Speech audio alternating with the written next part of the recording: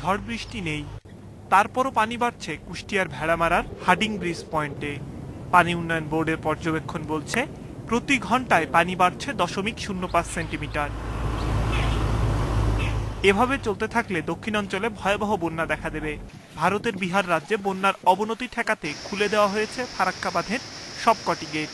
এ কারণে প্রবল স্রোতে পানি নামছে ভাটির বাংলাদেশে। এভাবে পদ্মায় পানি বাড়ায় ভেড়ামারার ও দৌলতপুরের বন্যা নিয়ন্ত্রণ বাঁধ হুমকির মুখে পড়েছে। প্লাবিত হয়েছে দৌলতপুরের প্রায় 30টি গ্রাম।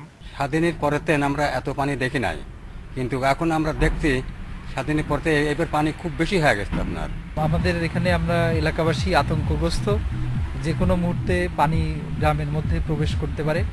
তবে কুষ্টিয়ায় যেসব জায়গায় বাঁধ নাজুক অবস্থায় রয়েছে তা মেরামত প্রক্রিয়া চলছে বলে জানিয়েছেন পানি উন্নয়ন বোর্ডের এই কর্মকর্তা।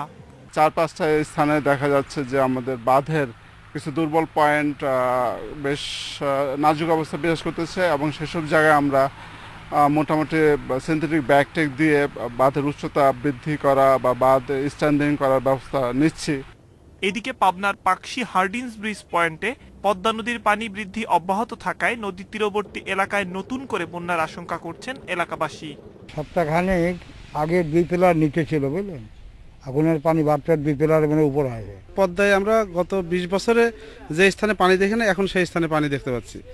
আবার পানি বৃদ্ধির সঙ্গে সঙ্গে রাজশাহী নগরীর কয়েকটি এলাকায় পদ্মার তীর রক্ষা প্রকল্প পড়েছে ঝুঁকির মধ্যে। Independent news desk.